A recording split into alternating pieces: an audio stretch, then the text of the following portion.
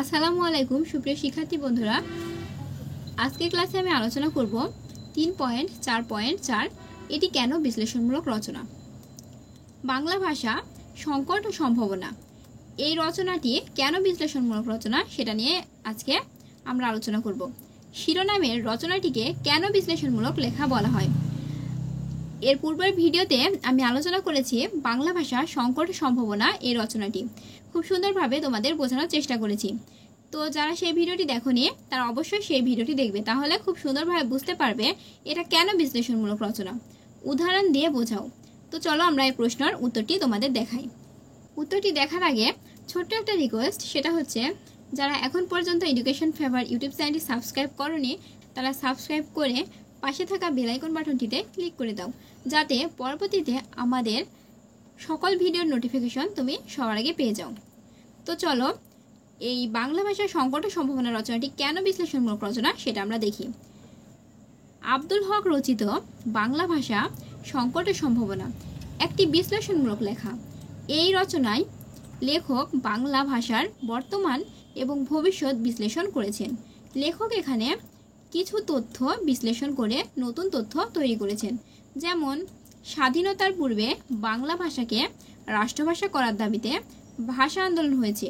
1971 সালের 16 ডিসেম্বর বাংলাদেশ বিজয় লাভ করে এবং 1972 সালের 16 ডিসেম্বরে জাতীয় সংসদে গৃহীত বাংলাদেশের সংবিধান রচিত হয়েছে বাংলা ভাষায়। এই তিনটি তথ্যের মধ্যে প্রাবন্ধিক যোগসূত্র খুঁজে পেয়েছেন এবং মন্তব্য করেছেন। বিজয় দিবস, সংবিধান দিবস এবং ভাষা আন্দোলনের একটি বিশেষ পরিণতি লাভ একসঙ্গে মিশে গেছে।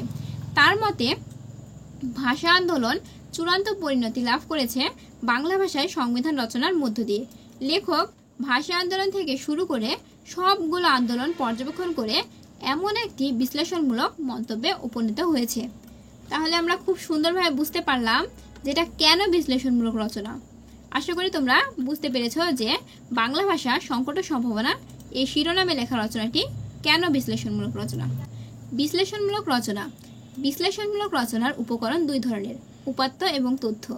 উপাত্ত বলতে বোঝানো হয় একই ধরনের কিছু পরিণামগত বা গুণগত বৈশিষ্ট্য, যেগুলো এলোমেলোভাবে সাজানো থাকতে পারে।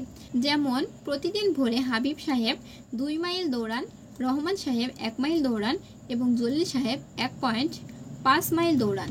এটি পরিমাণগত উপাত্তের উদাহরণ। আবার সেলিম ফুটবল খেলে, আবেদ ক্রিকেট খেলে, সুমন দাবা খেলে, জিসান হাডুডু খেলে, এটি গুণগত উপাত্তের উদাহরণ। উপাত্ত ও তথ্য বিশ্লেষণ করে নতুন নতুন তথ্য তৈরি হয়।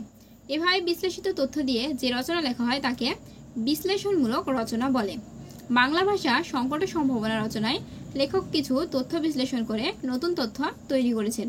যেমন পাকিস্তান পর্বে ভাষা আন্দোলন হয়েছে বাংলা ভাষাকে রাষ্ট্রভাষা করার দাবিতে। 1971 সালের 16 ডিসেম্বর বাংলাদেশ বিজয় লাভ করে এবং 1972 সালের 16 ডিসেম্বরে জাতীয় সংসদে গৃহীত বাংলাদেশের সংবিধান রচিত হয়েছে বাংলা ভাষায়। এই তিনটি তথ্যের মধ্যে প্রাবন্ধিক যোগসূত্র খুঁজে পেয়েছেন এবং মন্তব্য করেছেন। বিজয় দিবস, সংবিধান দিবস এবং ভাষা আন্দোলনের একটি বিশেষ পরিণতি লাভ একসঙ্গে মিশে গেছে।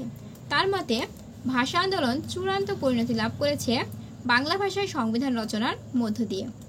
প্রাবন্ধিকের এই মন্তব্যটি বিশ্লেষণমূলক। আশা করি তোমরা 3.4.4 বাংলা ভাষা সংকট ও সম্ভাবনা কেন বিশ্লেষণমূলক রচনা সেটা খুব সুন্দরভাবে বুঝতে পেরেছ।